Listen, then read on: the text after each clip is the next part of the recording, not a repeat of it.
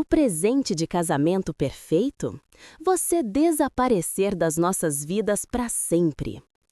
A frase pairou no ar da biblioteca, densa como a fumaça de um charuto velho. Do lado de fora, no salão de festas, a música era suave, as risadas eram contidas, o ensaio do casamento da minha filha, Luísa, corria como um sonho. Mas ali dentro, entre as paredes forradas de mogno e hipocrisia, o sonho virava um pesadelo particular. Ricardo, meu futuro genro, me encarava com aquele sorriso que eu aprendi a decifrar nos últimos meses.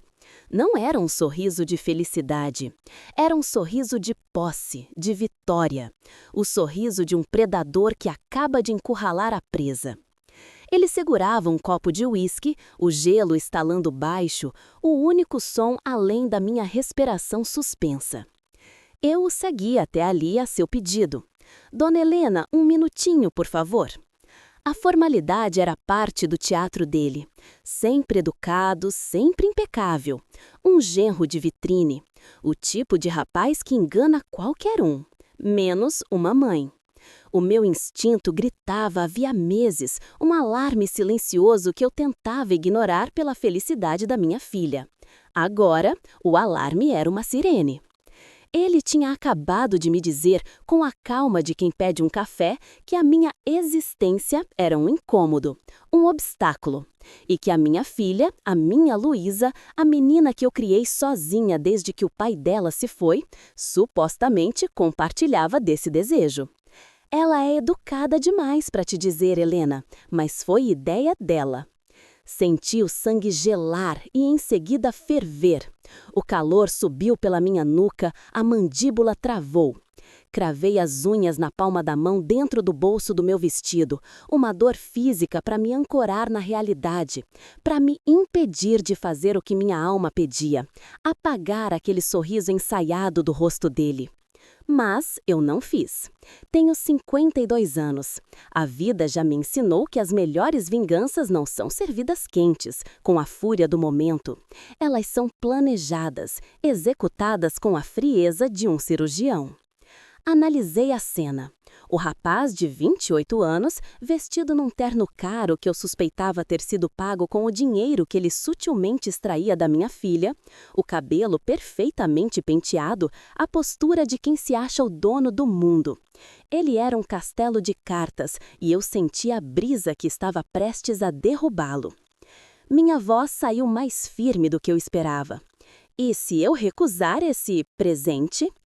Ele deu de ombros, um gesto ensaiado de indiferença que não escondia a ameaça. Aí a Luísa vai ter que escolher, entre a mãe e o marido. E sinceramente, Helena, acho que você não vai gostar do resultado. Ele virou o copo de uísque num gole só, o gelo batendo contra os dentes, um gesto de poder ou de desespero. Ele se virou e caminhou até a porta, deixando-a aberta de propósito, um convite para que eu voltasse ao meu papel de figurante na festa. Pense bem, amanhã é o grande dia. A porta se fechou. Fiquei sozinha, meu reflexo me encarando de volta no vidro escuro. Uma mulher que acabara de ser declarada obsoleta pela única pessoa que importava no mundo. A dor era aguda, uma faca cravada no peito. Por um instante, eu quase acreditei nele. A Luísa andava distante, sempre ao telefone com ele, sempre defendendo-o das minhas preocupações veladas. Talvez eu tivesse me tornado um fardo. Mas então, a dor deu lugar a outra coisa, uma clareza cortante, fúria. Não a fúria cega que nos faz gritar, mas a fúria gelada que nos faz pensar. Ele mentiu. Ricardo não só me queria fora do caminho, ele queria me quebrar, me isolar, garantindo que Luísa ficasse completamente sob seu controle. Ele não estava apenas se casando com a minha filha, ele estava adquirindo um ativo. E eu, a mãe protetora, era uma variável de risco que precisava ser eliminada. Ele não fazia ideia de que eu já vinha investigando essa variável de risco havia 6 meses. Aquele instinto de mãe, ele nunca falha. As pequenas mentiras, as histórias de negócios que nunca se concretizavam, o dinheiro que desaparecia. Eu tinha um dossiê que eu rezei para nunca precisar usar. Voltei para o salão. Luísa veio correndo até mim, os olhos brilhando. Mãe, onde você estava? O Rick disse que você não estava se sentindo bem. O teatro, a preocupação falsa dele já estava envenenando o ambiente. Olhei para Ricardo, que me observava do outro lado do salão, o sorriso satisfeito de volta no lugar. Ele achava que tinha vencido. Forcei um sorriso para minha filha. Estou bem, querida. Só precisava de um minuto. Abracei-a com força, sentindo o cheiro do seu perfume, a fragilidade dos seus ossos. E naquele abraço, eu fiz uma promessa silenciosa. Eu não ia perdê-la. Eu ia salvá-la. Mesmo que para isso eu precisasse destruir o mundo que ela achava que estava construindo. A festa continuou. Eu sorri, conversei, elogiei a decoração. Ninguém poderia imaginar a guerra que havia sido declarada naquela biblioteca. Ninguém poderia imaginar o plano que começava a se formar na minha mente, peça por peça, com uma precisão assustadora. Naquela noite, não dormi. Enquanto o mundo dormia, eu me tornei uma general no meu próprio quartel-general, à mesa da minha cozinha. O primeiro telefonema foi para a corretora de imóveis. Preciso vender a casa do lago, imediatamente. Preço para vender rápido. Silêncio do outro lado da linha. A casa era o meu sonho de aposentadoria, o presente de casamento que Luísa e Ricardo tanto cobiçavam. Um clique e o sonho deles virou fumaça.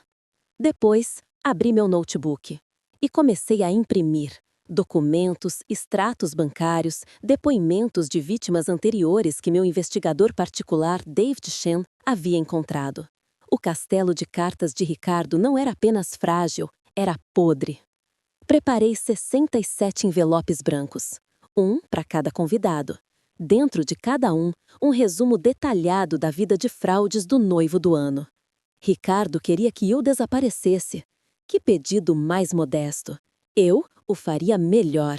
Eu o faria desejar nunca ter me conhecido. Ele me pediu um presente de casamento, e eu daria a ele e a todos os presentes uma lembrança que eles jamais esqueceriam. Às 3 da manhã, a minha cozinha era o lugar mais silencioso e, ao mesmo tempo, o mais barulhento do mundo. Lá fora, a cidade dormia um sono pesado, mas dentro da minha cabeça, o barulho era o de uma máquina industrial, engrenagens de ódio e estratégia girando em alta velocidade. O único som real era o zumbido da impressora, cuspindo folha por folha a vida secreta do meu futuro ex-genro. A primeira navalha a ser afiada foi a casa de campo em Ibiúna, o refúgio que comprei com o seguro de vida do meu falecido marido. Era para ser o meu ninho na velhice, mas Luísa amava tanto aquele lugar que eu prometi a eles como presente de casamento. Nas redes sociais dela, a casa já era cenário de uma vida que não existia, com legendas como "contando os dias para os nossos fins de semana aqui". Abri o e-mail e escrevi para a Lúcia, minha corretora, com a objetividade de quem demite um funcionário. Assunto: venda urgente, sem sentimentalismo, sem explicações. Preço abaixo do mercado para vender até o meio-dia de amanhã. Explico depois. O enviar foi um clique seco, o som de uma porta se fechando para sempre. A segunda navalha era mais complexa, uma coleção de pequenas lâminas de papel que cortariam mais fundo do que qualquer traição. 6 meses de trabalho do David Chen, meu investigador, estavam ali, materializados em pilhas de documentos. O fundo de investimentos do pai de Ricardo suspenso por gastos irresponsáveis. O emprego no escritório de advocacia da família, que era pouco mais que uma mesada para ele aparecer de vez em quando. E o pior, os negócios que ele propunha aos amigos. Pequenos golpes, investimentos em startups de fachada, promessas de dinheiro fácil. Ele não era apenas um mentiroso, era um predador em série, e a minha filha era a prêmio mais recente. Com o café amargo descendo pela garganta, comecei a montar os kits. 67 envelopes brancos, sem remetente. Dentro de cada um resumo impresso, cópias de processos, prints de conversas, depoimentos de ex-sócios e até um boletim de ocorrência antigo por estelionato, abafado pela família. O telefone tocou, a primeira chamada da minha ofensiva. Dona Célia, do buffet, uma senhora que me conhecia desde que eu mesma me casei. Helena, minha filha, o casamento é amanhã. Que mudança pode ser tão importante a essa hora? A voz dela era um veludo preocupado. Célia, preciso que você coloque um pequeno envelope em cada lugar da festa. Minha voz era calma, cirúrgica. Houve uma pausa do outro lado. Envelopes? Com o que dentro, Helena? Um sorriso frio cortou meu rosto pela primeira noite. Lembrancinhas, Célia. Lembrancinhas de casamento. Muito, muito pessoais. Pequenos ajustes. Pedidos de última hora que ninguém questionaria vindo da mãe da noiva. Eu estava no controle total do espetáculo, a diretora de uma peça que teria um final surpreendente. Meu celular começou a vibrar com mensagens da Lúcia, a corretora. Helena, já tenho 3 propostas. O mercado para condomínios no interior está pegando fogo. Se você estiver falando sério, a gente fecha negócio antes do almoço. Eu estava falando mais sério do que nunca em toda a minha vida. O envelope destinado à mesa de Luísa seria diferente dos outros. Nele, apenas uma folha. O anúncio impresso do imóvel com um vendido em letras garrafais vermelhas. Seria a prova fria, impessoal de que o futuro que ela achava garantido tinha acabado de ser liquidado. Me diga, o que você faria no meu lugar? Assistiria sua filha caminhar para uma armadilha, sorrindo e acenando, ou incendiaria o circo para salvá-la das chamas? Eu escolhi o fogo. Eu me tornaria um monstro que fosse preciso para garantir que ela não terminasse como mais uma vítima na lista dele. O sol começou a nascer, pintando o céu de São Paulo com tons de laranja e cinza. A pilha de 67 envelopes na minha mesa parecia um monumento à minha fúria. Eram 67 granadas de papel, prontas para explodir o conto de fadas da minha filha. Tomei um banho longo, a água quente tentando, sem sucesso, lavar a tensão dos meus ombros. Vesti-me para o casamento da minha única filha. Em poucas horas, Ricardo teria o seu desejo. Eu desapareceria da vida deles. Mas eu não iria em silêncio. Eu sairia deixando um rastro de destruição tão grande que ninguém jamais se esqueceria do meu nome. Olhei meu reflexo no espelho. A mulher que me encarava não tinha os olhos marejados de uma mãe emocionada. Tinha o olhar de aço de uma general prestes a entrar na batalha final. A caixa branca com os envelopes estava na minha mão. Era a hora do show. O dia do casamento da minha filha amanheceu com um céu de um azul tão límpido e cruel que parecia zombar da tempestade que eu carregava no peito. Cheguei ao local da festa, uma chácara elegante em vinhedo, antes de todo mundo. Na minha mão, uma caixa branca, simples, sem laço, pesando muito mais do que os quilos de papel que continha. Pesava o futuro. Dona Célia me encontrou na entrada de serviço, uma xícara de café fumegante na mão e a curiosidade estampada no rosto. Helena, em 30 anos de buffet, nunca vi uma mãe de noiva chegar na madrugada com envelopes misteriosos. Você está me deixando nervosa. Entreguei a caixa. Senti seus olhos se arregalarem um pouco com o peso inesperado. Confie em mim, Célia. A recepção de hoje será inesquecível. Minha voz era um sussurro calmo. Um envelope por lugar, exatamente como combinamos. E se me perguntarem o que tem dentro? Ela questionou, já se afastando. Não se preocupe, respondi para as costas dela. Eles não vão perguntar a você, estarão ocupados demais lendo. Passei as horas seguintes no salão de beleza, um cenário surreal de risadas e champanhe. Luísa e suas madrinhas, envoltas em roubes de seda, flutuavam numa bolha de felicidade e spray de cabelo. Minha filha estava radiante, o rosto iluminado por uma alegria que, em vez de aquecer meu coração, o congelava. Era a alegria da ignorância. Mãe, estou tão nervosa, ela confessou enquanto a maquiadora aplicava o batom. E se alguma coisa der errado? Segurei sua mão, a pele macia contra a minha. Senti uma pontada de luto pelo que estava prestes a fazer, pela dor que eu mesma causaria para evitar uma dor ainda maior. Querida, eu disse, escolhendo as palavras como quem pisa em cacos de vidro. Às vezes, as coisas dão errado por um motivo. É o jeito do universo nos proteger de erros maiores. Ela riu, uma risada cristalina. Nossa, mãe, que filosófica! Guarde um pouco dessa sabedoria para o seu discurso hoje à noite. O sorriso dela era tão puro que doeu. Sobre isso, comecei com cuidado. Acho que não vou mais fazer um discurso. A confusão no rosto dela foi imediata. O quê? Mãe, você está ensaiando esse discurso há meses. Planos mudam, meu amor, respondi. Você vai entender em breve. A cerimônia aconteceu às 4 da tarde, no Jardim de Rosas. Luísa caminhou pelo corredor de grama no braço do meu irmão, já que o pai dela não estava mais aqui para entregá-la. Ela usava o vestido de renda da minha mãe, um véu flutuando atrás dela como uma nuvem. Por um segundo, vendo-a se aproximar do altar, meu coração vacilou. A beleza daquele momento era quase suficiente para me fazer recuar. Então, meus olhos encontraram os de Ricardo. Ele a esperava com o mesmo sorriso ensaiado da noite anterior, o sorriso vazio de um predador que já saboreia a vitória.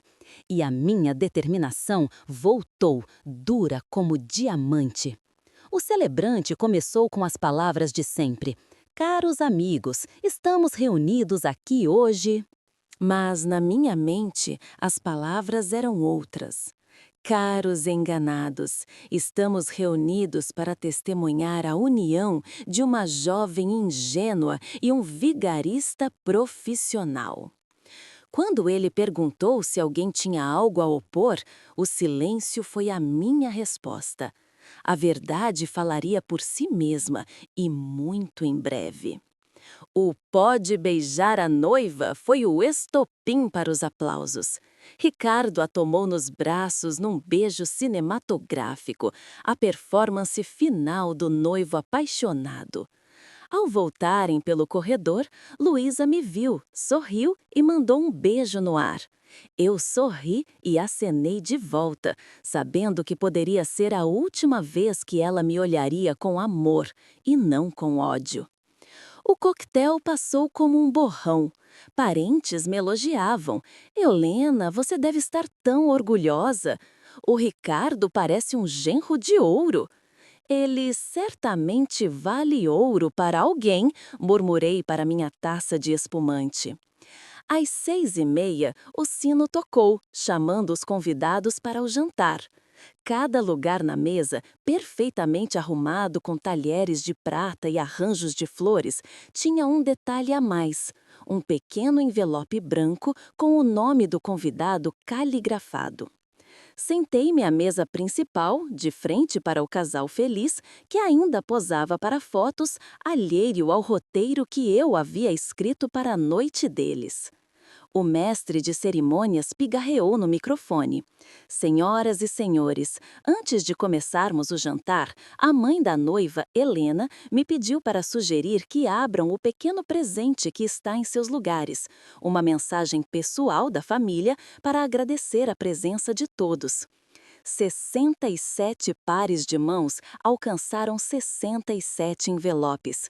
O som de papel sendo rasgado ecoou pelo salão, um som sincronizado, o som do fim do mundo particular da minha filha. E então, o silêncio. O primeiro som a quebrar o silêncio não foi um grito, mas um arquejo coletivo. Veio da mesa 3, onde os amigos da faculdade de Ricardo, a turma do mercado financeiro, estavam sentados. Depois, um murmúrio chocado da mesa 5, onde as amigas de Luísa, até um segundo atrás, riam sobre as lembrancinhas. Em menos de um minuto, o salão de festas mergulhou num silêncio denso, pesado, o tipo de silêncio que precede execuções ou funerais. A atmosfera de celebração evaporou, substituída por uma eletricidade palpável, uma mistura de choque, raiva e constrangimento. Ricardo percebeu a mudança no ar antes de Luísa. A cabeça dele girava, tentando entender os rostos pálidos, as conversas sussurradas, os olhares que agora se fixavam nele, não com admiração, mas com uma repulsa crescente. Quando o olhar dele finalmente encontrou o meu, do outro lado da mesa, levantei minha taça de champanhe num brinde silencioso e devastador. Mãe! A voz de Luísa era um fio, trêmula e confusa. O que está acontecendo? Por que todo mundo está com essa cara? Antes que eu pudesse responder, a primeira granada explodiu. Marcos, um dos padrinhos, levantou-se da mesa 3, o papel do envelope amassado na mão. Ele caminhou até a nossa mesa, o rosto vermelho de fúria, a mandíbula travada. Marcos, Rick, a voz de Marcos era alta, cortando o silêncio do salão. A gente precisa conversar, agora. Ricardo tentou manter a compostura, o sorriso ensaiado agora parecendo uma careta. Marcos, cara, que foi? Não pode esperar, tô no meio do meu casamento aqui. Marcos ergueu o papel. Segundo isso aqui, ele disse, a voz pingando desprezo, você me deve R$ 12.000 daquele investimento que você me ofereceu no Natal, aquele que ia triplicar meu dinheiro em 6 meses. O rosto de Luísa empalideceu. Que investimento, Rick? A pergunta dela ficou suspensa no ar, porque outra voz se ergueu, da mesa 7. Ele me deve 8.000. Era a Jennifer, uma das melhores amigas de Luísa. E então a avalanche. 5.000 do franchise de restaurante, gritou alguém da mesa 4. 6.000 do equipamento de criptomoeda, veio da mesa 8. As vozes se multiplicavam, um coro de acusações, cada uma um prego no caixão do noivo perfeito. Luísa girava na cadeira, o vestido de noiva branco farfalhando a cada movimento desesperado, tentando acompanhar o bombardeio de acusações. Isso é loucura, Ricardo disse, o verniz de calma finalmente se quebrando. Helena, o que você fez? Cortei meu salmão com uma calma que eu não sentia, como se nada de anormal estivesse acontecendo. Eu realizei o seu desejo, respondi, a voz baixo, mas audível na quietude tensa. Você queria que eu desaparecesse. Então, estou levando meus recursos comigo, incluindo a casa de campo que você achava que ia herdar. Luísa engasgou. A casa de campo? Mãe, do que você está falando? Tirei da minha bolsa uma cópia do anúncio do imóvel e coloquei na frente dela. Vendida. Hoje de manhã. Pagamento à vista, acima do preço de mercado. O silêncio dela era mais alto que um grito. Você vendeu nosso presente de casamento? A voz dela subiu, beirando a histeria. Como você pode? Nunca foi o seu presente, querida. Era a minha casa, a minha decisão. Virei-me para encará-la, os olhos nos olhos. Assim como foi sua decisão me pedir para desaparecer da sua vida. A confusão tomou conta do rosto dela. Eu nunca pedi isso. Do que você está falando? Antes que eu pudesse explicar, Ricardo agarrou o braço dela. Vamos embora agora, Lu. Isso é um surto. Sua mãe está tendo um colapso. Não precisamos passar por essa humilhação. Mas Luísa se desvencilhou dele, os olhos fixos nos meus. Mãe, me explica tudo isso. Olhei ao redor. 67 convidados, agora de posse de provas documentadas da vida criminosa de Ricardo. Alguns já estavam ao telefone, provavelmente com advogados ou com a polícia. Ontem à noite, eu disse, a voz clara e firme, seu noivo me disse que o presente de casamento perfeito seria o meu desaparecimento permanente. Ele disse que a ideia, na verdade, foi sua, Luísa, que você era educada demais para me dizer pessoalmente. O rosto de Luísa ficou branco como o vestido que ela usava. Isso não é verdade. Eu nunca. A frase morreu nos lábios dela. Eu vi a compreensão atingi-la como um soco. A traição não era só financeira. Ricardo vinha nos manipulando, nos jogando uma contra a outra, isolando-a da única pessoa que poderia protegê-la. Diga a ela, Ricardo, eu o desafiei. Conte para minha filha exatamente o que você me disse na biblioteca ontem à noite. Mas ele não estava mais ouvindo. Estava recuando, o pânico estampado no rosto, enquanto mais convidados se aproximavam exigindo seu dinheiro de volta. Isso é assédio, ele gritou. O escritório do meu pai vai processar todos vocês por calúnia. Foi a deixa para o golpe de misericórdia.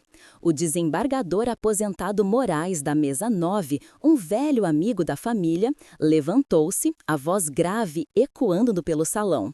O escritório do seu pai o deserdou há 18 meses por desvio de dinheiro de clientes, meu rapaz. Está tudo aqui, preto no branco. O salão explodiu. Luísa escondeu o rosto nas mãos, o corpo tremendo em soluços. O casamento dos sonhos dela havia se tornado o escândalo do ano. E eu, a mãe que ele tentou apagar, estava ali, terminando meu jantar, assistindo ao homem que me subestimou receber exatamente o que merecia.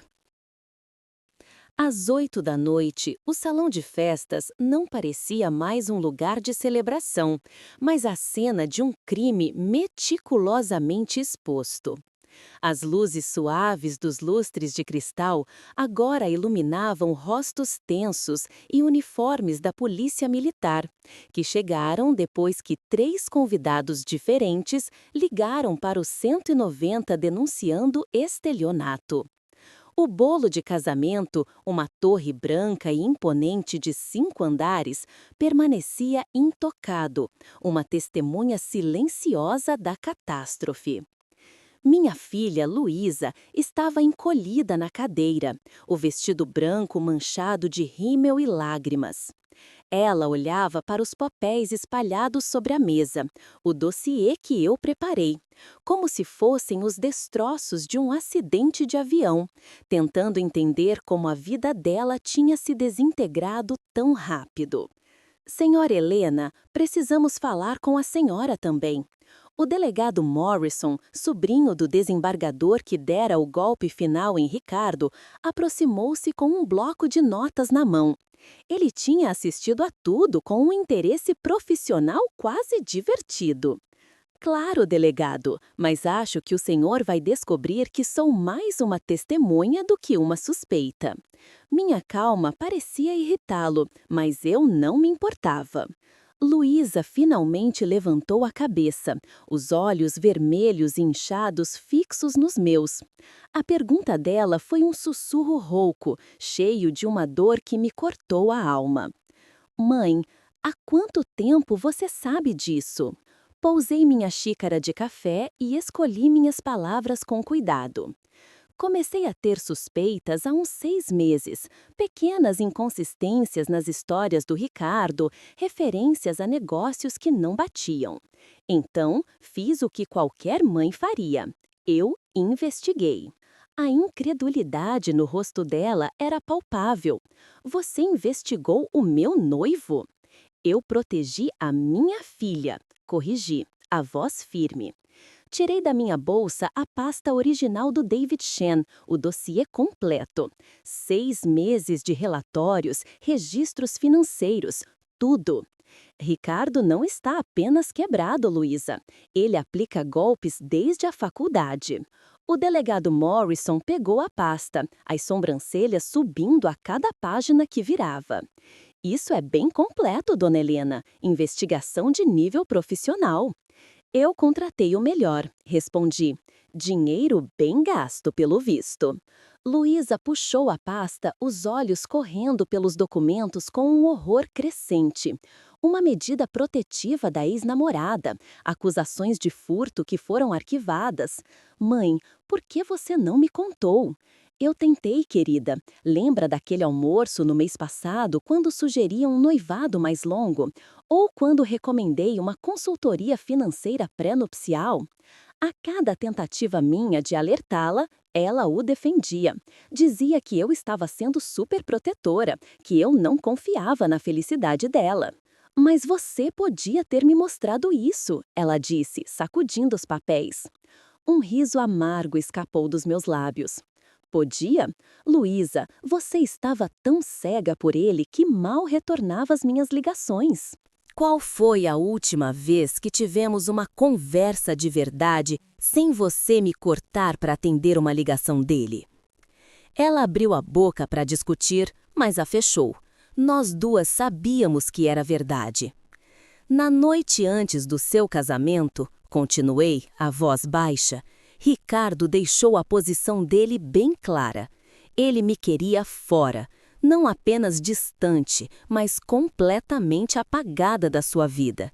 E ele disse que a ideia foi sua. Não foi, ela sussurrou. Eu juro, mãe, eu nunca disse isso. Eu sei disso agora, respondi. Mas ontem à noite eu acreditei nele. Acreditei que minha própria filha queria que eu desaparecesse. Você faz ideia de como foi se sentir assim?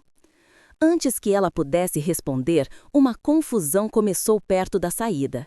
Ricardo tentava ir embora com os padrinhos, mas vários convidados formaram uma barreira humana. Marcos, o amigo traído, ainda segurava o envelope, o rosto vermelho de fúria. Você não vai a lugar nenhum até a gente resolver como vamos receber nosso dinheiro de volta. Isso é sequestro, Ricardo protestou, a voz sem a confiança habitual. Vocês não podem me obrigar a ficar aqui. Na verdade, o delegado Morrison interveio, aproximando-se do grupo. Ricardo Mitchell, o senhor está preso por estelionato e formação de quadrilha. Os direitos de Miranda foram lidos na frente de 67 convidados, do quarteto de cordas e de 3 funcionários do buffet muito confusos. O rosto de Ricardo passou por um arco-íris de emoções, choque, raiva, medo e, finalmente, um cálculo desesperado. Os olhos dele varreram o salão, procurando uma rota de fuga, uma última carta na mão. E então os olhos dele pousaram em Luísa. Por um instante, a máscara caiu completamente. Não havia amor, nem mesmo arrependimento. Havia o olhar frio de um predador avaliando uma marca que tinha dado errado. Luísa, ele gritou enquanto as algemas estalavam em seus pulsos. Isso é tudo um mal-entendido. Sua mãe está claramente tendo um colapso. Não deixe ela envenenar você contra mim. Luísa se levantou lentamente, o vestido de noiva amassado. Quando ela falou, a voz dela estava mais forte do que a ouvia há meses. Ricardo, você disse para minha mãe que eu queria que ela desaparecesse das nossas vidas? A pergunta pairou no ar, um desafio final. Ele abriu a boca para mentir, para manipular uma última vez, mas Luísa levantou a mão. Não, pela primeira vez, só me diga a verdade. Ele olhou ao redor, calculou as probabilidades e, aparentemente, decidiu que a verdade era sua única jogada restante.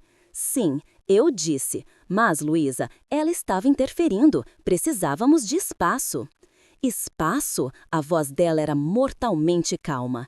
Espaço como o que você precisava quando me pedia para solicitar dinheiro a ela porque o seu fundo de investimentos tinha sido cortado. O salão ficou em silêncio novamente. Essa era uma novidade até para mim. Isso era temporário e... Que situação legal! O delegado consultou suas anotações. Seu noivo está sendo processado pelo escritório do próprio pai por desviar fundos de clientes. O tal fundo de investimentos foi congelado enquanto corre a investigação criminal.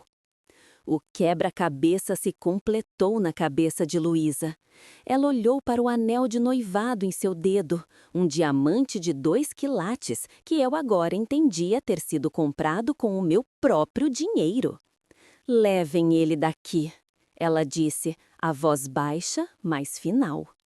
Enquanto o delegado o levava, minha filha se virou para mim, as lágrimas escorrendo pelo rosto. O salão ainda estava cheio, mas por um momento era como se estivéssemos sozinhas no mundo. "Mãe", ela sussurrou, "me desculpa." A limpeza do casamento destruído da minha filha levou 3 horas, 2 viaturas da polícia e 47 convidados querendo saber se ainda deveriam esperar pelos cartões de agradecimento.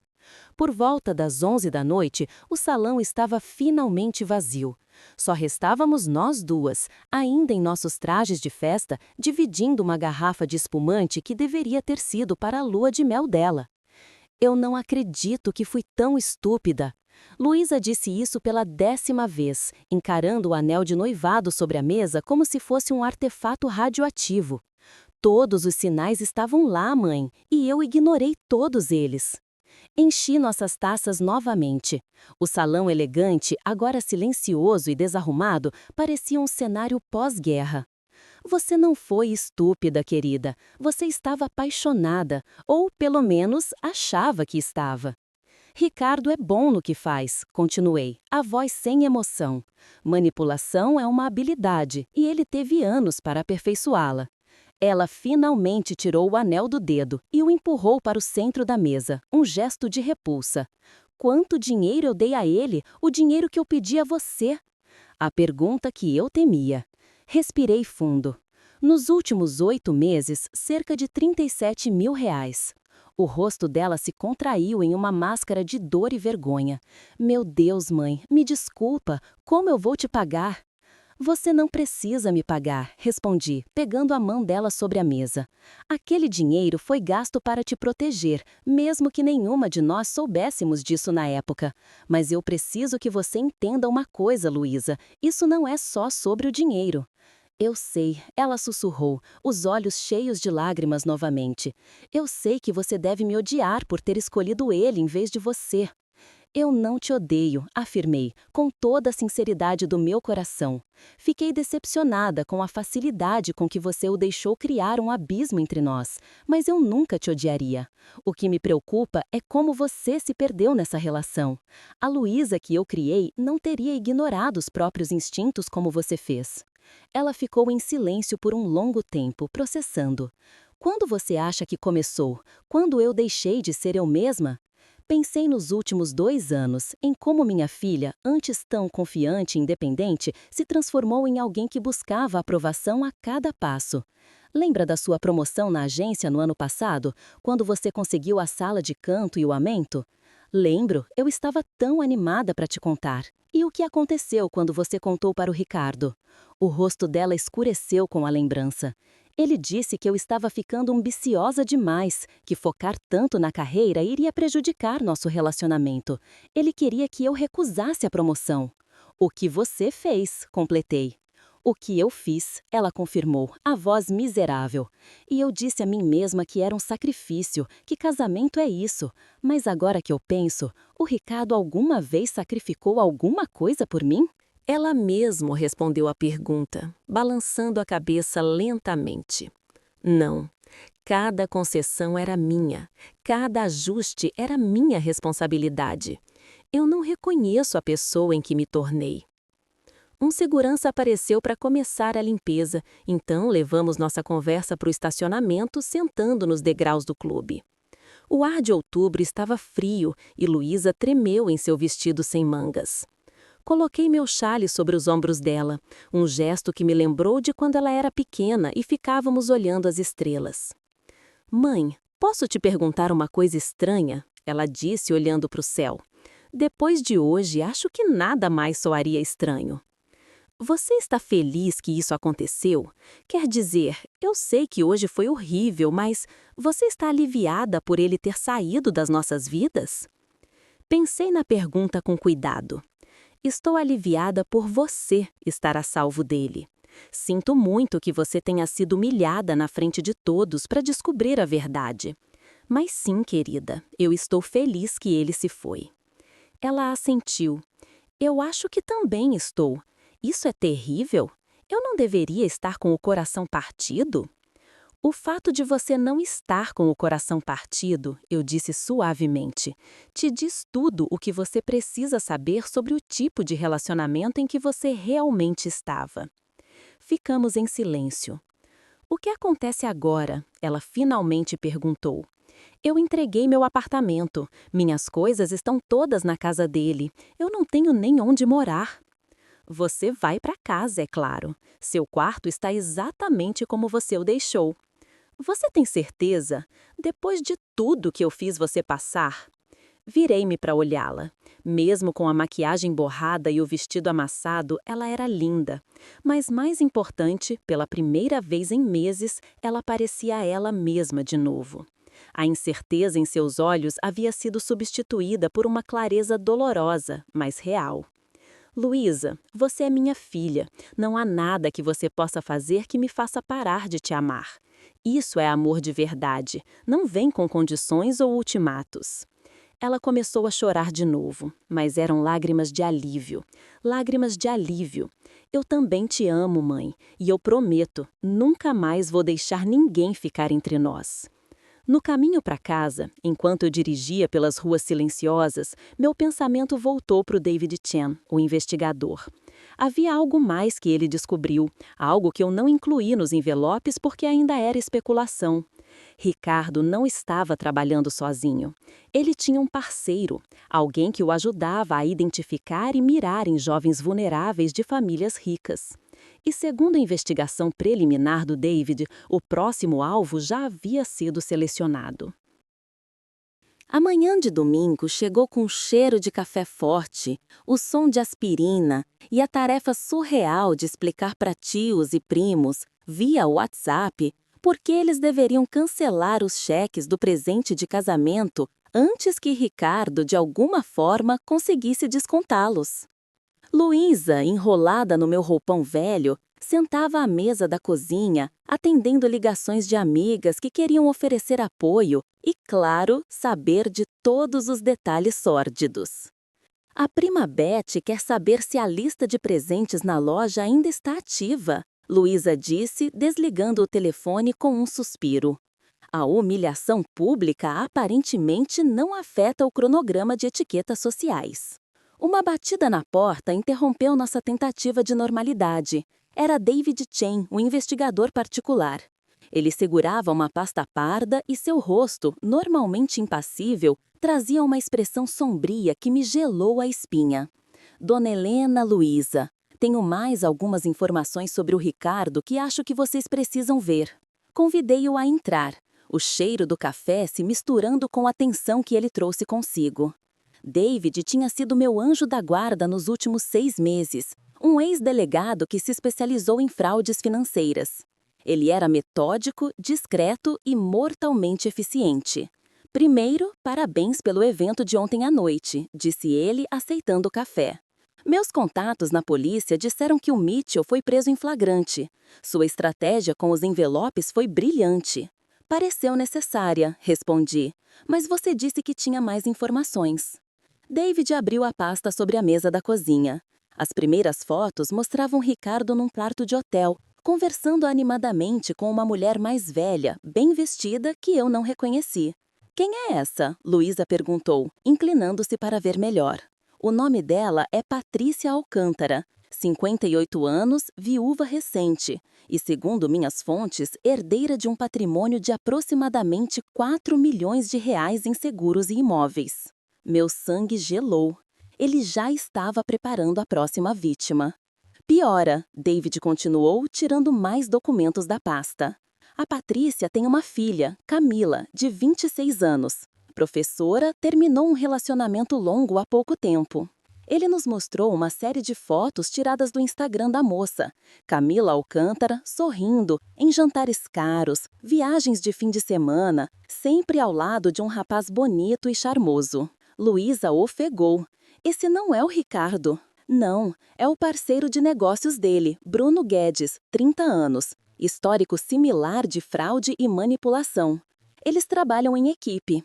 A verdade caiu sobre a mesa da cozinha com o peso de uma bígorna. Um mira na filha, o outro eventualmente na mãe.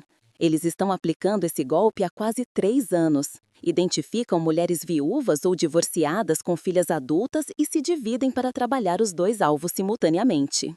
A filha, sem saber, fornece acesso e informações sobre as finanças da mãe. Luísa estava pálida. Foi exatamente o que o Ricardo estava fazendo, me separando de você, me fazendo sentir que eu tinha que escolher. É uma tática clássica, David confirmou. Mas aqui está o problema. A prisão do Ricardo ontem à noite não impede o Bruno de continuar trabalhando na Camila. Na verdade, pode até acelerar o cronograma dele. Levantei-me, começando a andar de um lado para o outro, a mente a 1000 por hora. Nós temos que avisá-las. Era o que eu esperava que você dissesse, David respondeu. Mas precisamos ser estratégicos. Se abordarmos a Camila diretamente, o Bruno provavelmente vai desaparecer e ressurgir em outro lugar, com outra identidade.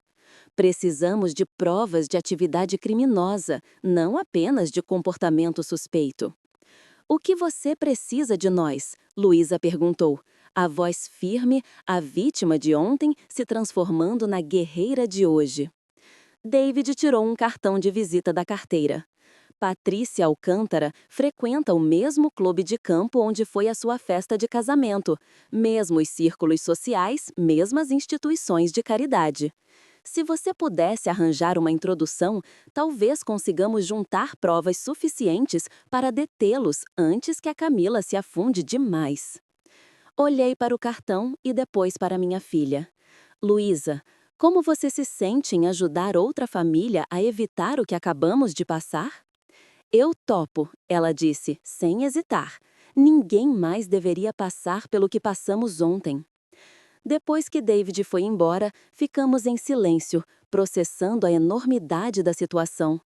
O homem que tentou destruir nossa família era parte de uma operação organizada. Mãe, Luísa disse, a voz baixa, estou pensando numa coisa que o Ricardo fez ontem, quando estava sendo preso. Ele olhou para o salão, para os convidados, de um jeito estranho, não era só pânico. O que você quer dizer?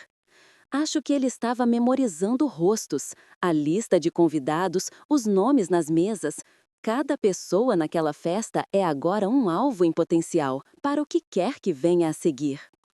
A percepção me atingiu como um soco no estômago. Os envelopes que eu usei para expor os crimes de Ricardo também forneceram a ele um mapa detalhado da nossa rede social. Cada amigo, cada parente agora era vulnerável. Peguei meu telefone. Tínhamos que ligar para o delegado Morrison e depois tínhamos que começar a fazer algumas ligações muito importantes. 24 horas atrás, eu era uma mãe tentando proteger sua filha. Agora, aparentemente, eu estava liderando uma campanha para proteger uma comunidade inteira de uma rede de criminosos. A manhã de segunda-feira me encontrou no lugar mais improvável que eu poderia imaginar, a sala de visitas de um presídio na Grande São Paulo. O cheiro de desinfetante e desespero grudava no ar. Do outro lado do vidro, Ricardo Mitchell, vestindo um uniforme laranja que conflitava comicamente com seu ar de superioridade, sentou-se e me ofereceu aquele sorriso familiar e venenoso. Helena, tenho que admitir, estou surpreso em te ver aqui. Eu sou cheia de surpresas, respondi, a voz neutra, estudando cada microexpressão no rosto dele. Como está a comida? Ele riu, um som oco. É temporário. Meu advogado diz que as acusações não se sustentam. Muitas provas circunstanciais, pouca coisa direta. Ele se inclinou para a frente conspiratório. Além disso, a maioria daquelas pessoas já recebeu o dinheiro de volta do seguro. A essa altura, devem estar me agradecendo. Mantive meu rosto impassível, mas por dentro eu anotava cada palavra. Ele claramente não sabia que David Chen tinha passado meses documentando tudo, com extratos bancários e conversas gravadas. As provas não eram nada circunstanciais. Interessante, eu disse. E o Bruno Guedes? Ele está ajudando com a sua defesa? Por um milésimo de segundo, o sorriso dele vacilou. Foi sutil, um aperto quase imperceptível ao redor dos olhos, mas foi o suficiente. Ele não esperava que eu soubesse do parceiro. Não sei de quem você está falando, ele disse, cuidadoso. Claro que sabe, Ricardo. Alto, cabelo escuro, conquista a filha enquanto você trabalha a mãe. Atualmente namorando uma moça chamada Camila Alcântara, enquanto você deveria estar mirando na mãe dela, a Patrícia. A máscara dele caiu completamente. O charme evaporou, substituído por algo frio e calculista. Você andou ocupada, Helena, mas está jogando um jogo perigoso. Eu? Questionei, genuinamente divertida. Pelo que vejo, quem está de uniforme é você. Isso é temporário, ele repetiu. Mas a voz dele agora tinha um tom cortante. E quando eu sair, vou me lembrar de quem tentou interferir nos meus negócios. Recostei-me na cadeira. Você está me ameaçando, Ricardo? Porque isso me parece imprudente, considerando que estou usando uma escuta e esta conversa está sendo gravada. Os olhos dele se arregalaram. Ele instintivamente olhou ao redor, como se procurasse por câmeras. O delegado Morrison tinha de fato me equipado para essa conversa, na esperança de que Ricardo se incriminasse ainda mais. Relaxe, eu disse, saboreando o desconforto dele. Não estou aqui para te arrumar mais acusações. Estou aqui para te oferecer um acordo. Que tipo de acordo? Tirei da bolsa uma pasta, idênticas às que distribuí no casamento.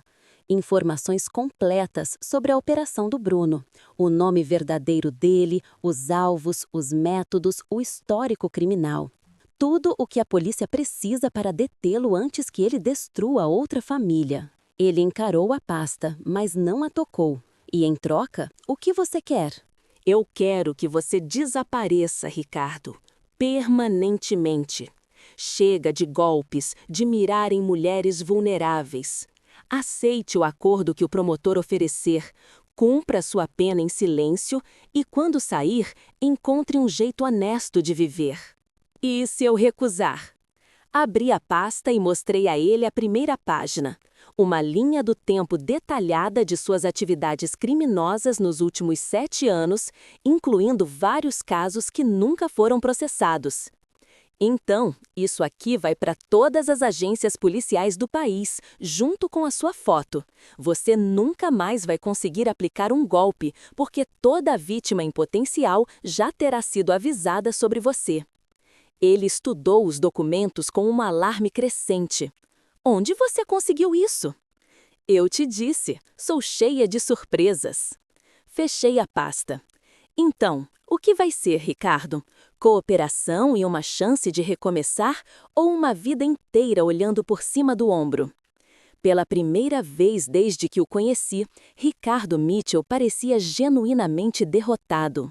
A arrogância se foi, substituída pela expressão de um homem que finalmente encontrou um oponente que não conseguia manipular. O que acontece com o Bruno se eu te der o que você quer? Isso não é mais da sua conta. Sua única preocupação agora é decidir se quer passar os próximos 20 anos entrando e saindo da prisão. Ele ficou em silêncio por um longo momento, pesando as opções. Finalmente, ele me olhou com algo que se aproximava de respeito. Você não é o que eu esperava, Helena. A maioria das pessoas teria simplesmente se afastado depois de me expor no casamento. A maioria das pessoas não tem uma filha para proteger. E a maioria das pessoas não aprendeu, ao longo de 52 anos, que às vezes a única maneira de lidar com valentões é revidar com mais força do que eles esperam. Tudo bem, ele disse finalmente. Eu conto tudo sobre a operação do Bruno, mas quero algo em troca, além do acordo com a promotoria. O quê? Eu quero falar com a Luísa. Quero pedir desculpas a ela, de verdade. Só 5 minutos. Estudei o rosto dele, procurando por qualquer sinal de manipulação. Mas pela primeira vez, ele parecia estar dizendo a verdade. Vou perguntar a ela, eu disse, mas a decisão é da Luísa, não minha. Se ela disser não, você aceita e segue em frente. Combinado. Levantei-me. O delegado Morrison entrará em contato. E, Ricardo, se você estiver mentindo, se isso for apenas mais um golpe, eu farei da minha missão pessoal garantir que você nunca mais machuque outra família. Ao me afastar, ouvi ele me chamar. Helena, para o que valer, acho que a Luísa tem sorte de ter você como mãe. Não me virei para responder, mas a questão permanecia. O parceiro dele, Bruno, seria tão fácil de parar? Ou ele se provaria ainda mais perigoso? Na terça-feira à noite, a elegante sala de estar de Patrícia Alcântara, em um apartamento no Morumbi, parecia o cenário de um filme de espionagem disfarçado de jantar em família. A introdução tinha sido mais fácil do que eu esperava. Tínhamos amigas em comum do clube e uma menção casual sobre desafios recentes com rapazes que não são o que parecem abriu a porta para uma conversa mais profunda. Você está me dizendo que o Bruno tem mentido sobre tudo? A voz de Patrícia tremia, as mãos segurando os documentos que David Chen havia fornecido como se fossem veneno. O emprego, a família, os sentimentos pela Camila. Receio que sim, respondi, gentilmente. E mais importante, Patrícia, acreditamos que o alvo final dele era você. A Camila era apenas a porta de entrada.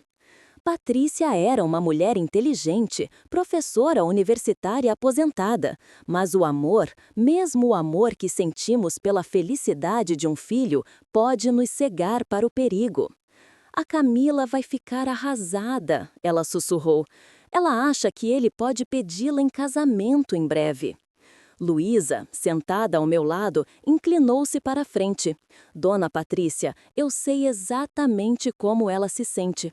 3 dias atrás, eu tinha certeza de que estava me casando com o amor da minha vida. A humilhação é temporária, mas o alívio de descobrir a verdade antes de cometer um erro permanente, isso dura para sempre. Mas como vamos contar a ela? Patrícia perguntou, angústia evidente em seu rosto. Como explico que permiti que um estranho investigasse o namorado dela sem o seu conhecimento? Essa era a parte delicada. Tínhamos um plano, desenvolvido por David Chen. Em vez de confrontar Camila com as provas, nós a faríamos descobrir a verdade por si mesma. É manipulador, Patrícia disse, depois que expliquei a estratégia. É, concordei, mas o Bruno tem manipulado sua filha há meses. Às vezes, a única maneira de expor um manipulador é usar as táticas dele contra ele. Na noite seguinte, a sala de jantar de Patrícia estava equipada com câmeras escondidas. O delegado Morrison monitorava tudo da cozinha, enquanto David Chen observava de seu carro estrategicamente do outro lado da rua. Bruno Guedes era exatamente como Ricardo o descrevera, alto, charmoso, com o mesmo sorriso ensaiado. Ele trouxe flores para Patrícia e claramente havia pesquisado seus interesses, fazendo comentários inteligentes sobre a coleção de arte dela. Então, Bruno, Patrícia começou, enquanto servia o vinho. A Camila me disse que sua família é de Salvador, mas que você se formou na FGV aqui em São Paulo. Deve ter sido uma grande mudança? Bruno não perdeu o ritmo. Na verdade, a adaptação foi a parte fácil. O desafio real foi o ritmo dos negócios em São Paulo, muito mais agressivo do que eu estava acostumado. Camila sorria, orgulhosa.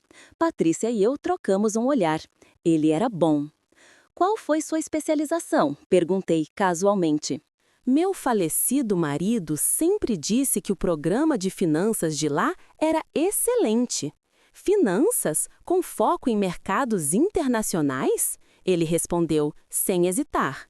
Segundo a pesquisa de David, o verdadeiro Bruno Guedes mal havia completado o ensino médio. Que interessante, disse Patrícia. Meu irmão é chefe do departamento de economia lá, professor William Alcântara. Talvez você o tenha conhecido. Pela primeira vez, Bruno hesitou. Foi quase imperceptível, uma pausa antes de responder, um rápido olhar em direção à porta. Não me lembro do nome, mas é uma universidade grande.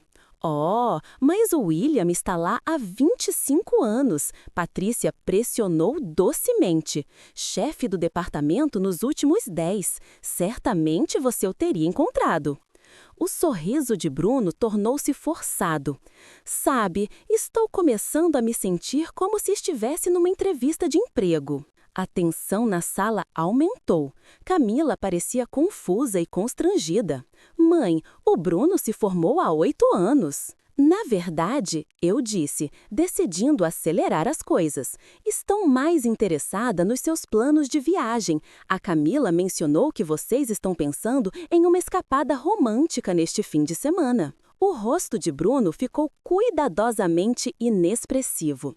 Discutimos, nada definido. O Rio de Janeiro é lindo nesta época do ano. Ótimos restaurantes, praias. Você já esteve lá antes? Camila se virou para ele, surpresa. Rio? Achei que estávamos falando de ir para a Serra neste fim de semana. A compostura de Bruno finalmente rachou. Nós discutimos várias opções. Eu posso ter mencionado o Rio como uma possibilidade. Quando? Camila perguntou. Nós planejamos a Serra há semanas. Você até fez reservas no restaurante. Planos mudam, ele disse, ríspido. Foi quando o delegado Morrison escolheu entrar pela cozinha, o distintivo claramente visível no cinto. Com licença por interromper, disse ele educadamente. Senhor Guedes, eu poderia ter uma palavra com o senhor? Bruno se levantou tão rápido que sua cadeira quase caiu. Desculpe, quem é você? Delegado Morrison, Polícia Civil. Acredito que o senhor conheça meu colega, o delegado Arruda, do Rio de Janeiro. Ele tem procurado pelo senhor a respeito de algumas irregularidades financeiras envolvendo investidores na Flórida. Camila ofegou. Irregularidades financeiras? Bruno, do que ele está falando? Bruno olhou ao redor, as rotas de fuga cortadas, sua persona cuidadosamente construída desmoronando. Camila se levantou, encarando Bruno com um horror crescente. Bruno, o que está acontecendo? Quem é você? Foi quando Bruno cometeu seu erro final. Ele agarrou o braço de Camila com força, puxando-a em direção à porta. Nós vamos embora agora. Não escute nada disso, Camila. Eles estão tentando envenenar você contra mim. Camila se desvencilhou dele com uma força que eu não sabia que possuía. Não me toque e não me diga o que escutar. Ela se virou para o delegado. Eu quero saber de tudo, agora mesmo. Nos 30 minutos seguintes, Camila Alcântara descobriu que o homem com quem namorava era, na verdade, Tomás Medeiros, um estelionatário com mandados de prisão em 4 estados. Os voos para Miami eram a estratégia de saída. Depois daquele jantar, ele planejava convencer Camila a fugir com ele, casar-se e, então, limpar as contas da mãe dela e desaparecer.